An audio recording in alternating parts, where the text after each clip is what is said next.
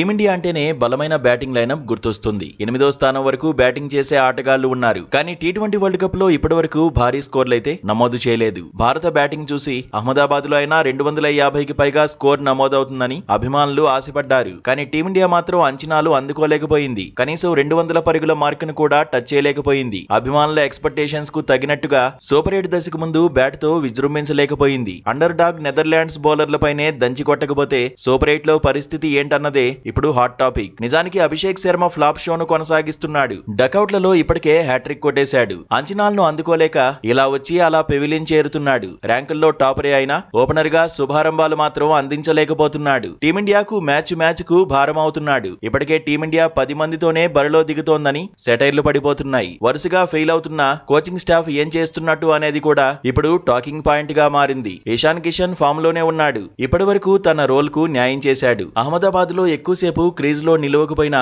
ప్రతి మ్యాచ్ లో భారీ స్కోర్లు చేయడం కష్టమే. అయితే నెదర్లాండ్స్ పై ఓపెనర్లిద్దరూ ఫెయిల్ అయ్యారు. అలాంటప్పుడు తర్వాతి బ్యాటర్స్ మరింత బాధ్యత తీసుకోవాలి. వన్ డౌన్ లో ఆడుతున్న తిలక్ వర్మ గేర్లు మార్చలేకపోతున్నాడు. స్ట్రైక్ రేట్ ను పెంచలేకపోతున్నాడు. నెదర్లాండ్స్ తో మ్యాచ్ లో 27 బంతులు ఎదుర్కొని 31 పరుగులు సాధించాడు. స్ట్రైక్ రేట్ 114.81 మాత్రమే. 4వ స్థానంలో కెప్టెన్ సూర్యకుమార్ కూడా దూకుడేమీ చూపించలేదు. 28 బంతుల్లో 34 పరుగులే చేశాడు. స్ట్రైక్ రేట్ 121.43 మాత్రమే. సూపర్ 8 దశలో టాప్ 4 బ్యాటర్స్ కీలకంగా నిలవాల్సిందే. లేదంటే టీమిండియా డేంజర్ లో పడిపోతుందని ఎక్స్పర్ట్స్ చెబుతున్నారు. ఇక అహ్మదాబాద్ లో శివం దూబే మాత్రం రఫ్ ఆడించాడు. కీలక సమయంలో క్రీజ్ లో నిలబడ్డాడు. భారీ షాట్లతో విరుచుకుపడ్డాడు. సూపర్ హాఫ్ సెంచరీ చేశాడు. అహ్మదాబాద్ లో పాండ్యా కూడా తన రోల్ కు న్యాయం చేశాడు. ఓ ఎండ్ లో నిలబడి స్కోర్ ను పెంచేందుకు ప్రయత్నించాడు. దీంతో 20 ఓవర్లలో టీమిండియా 6 వికెట్లకు 193 పరుగులు చేసింది. శివం దూబే 31 బంతుల్లో 66 పరుగులతో టాప్ స్కోరర్ గా నిలిచాడు. హార్దిక్ పాండ్యా 30 పరుగులు చేశాడు.